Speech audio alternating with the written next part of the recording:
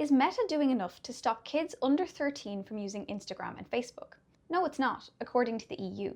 The European Commission has issued a preliminary finding against the tech giant, saying it is in breach of the Digital Services Act. It said that despite Meta's own T's and C's setting the minimum age to access Instagram and Facebook safely at 13, measures to enforce these restrictions do not seem to be effective. It said that kids under 13 could provide a false date of birth when setting up an account, showing that they were 13 or older.